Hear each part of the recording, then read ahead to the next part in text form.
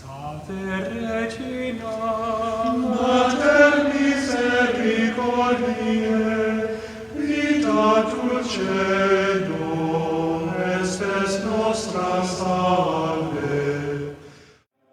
The Lord be with you. A reading from the Holy Gospel according to Matthew.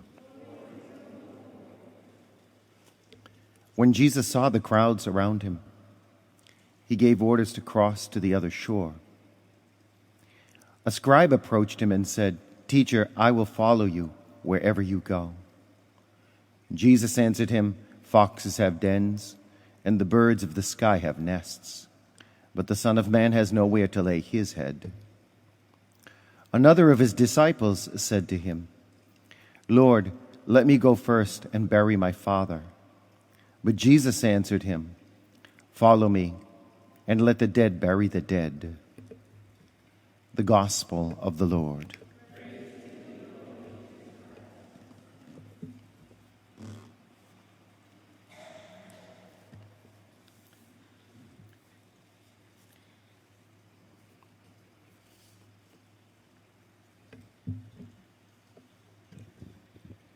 I was thinking this morning about my own vocation as a priest and how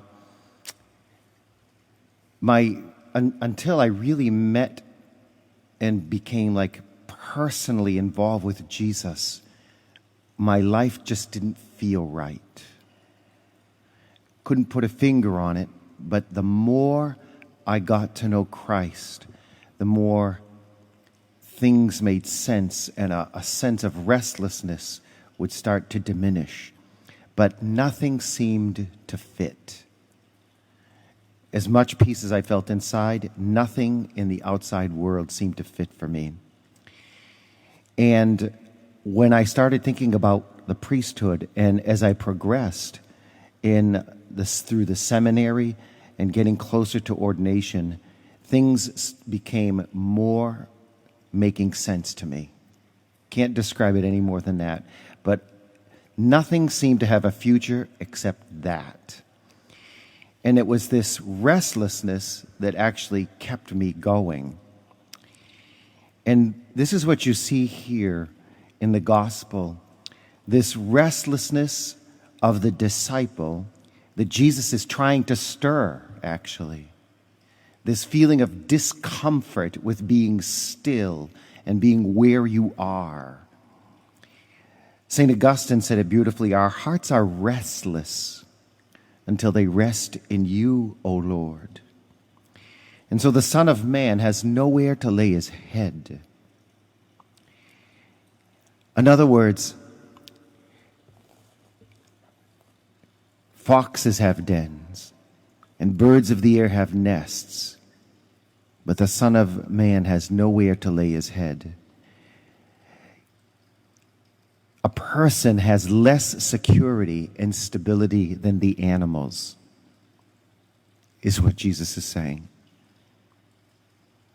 The animals can't escape their natural rhythm. They can't escape their instinctual patterns. But human beings can. We can break out of those things and look at something different. If you're really comfortable with your pillow, you're going to have to sleep without one, Jesus is saying, because there's no place to lay your head. There's a on the moveness of the disciple. There's no comfort, and there's no security, and there's no certainty until you're with the Lord. The only comfort is not in a place or a thing, but in a person, the person of Jesus. And letting the dead bury the dead, you could say that Jesus is implying, don't go back to what's not moving. Don't go back to what is unchanging. Don't go back to what simply exists here, but move to what is eternal. St. Paul would say it more poetically. Seek what is above, not what is below.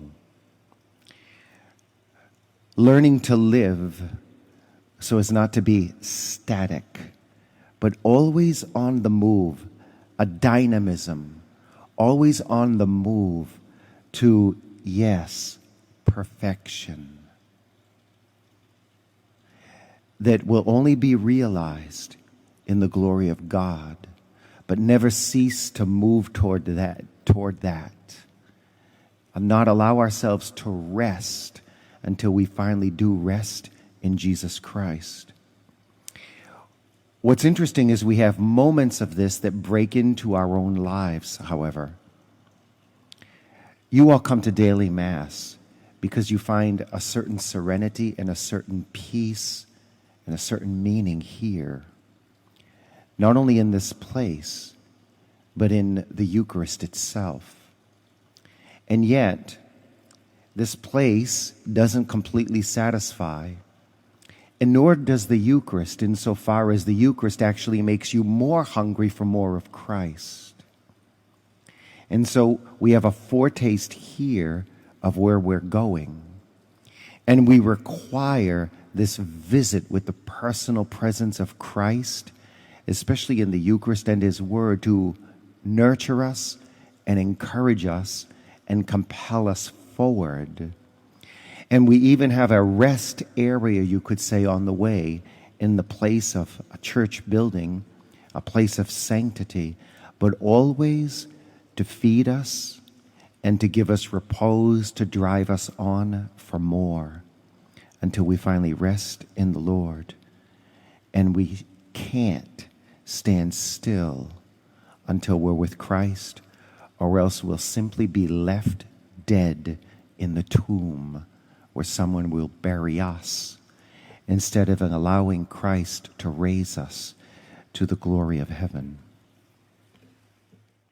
Regina Celi, letare, alleluia, qui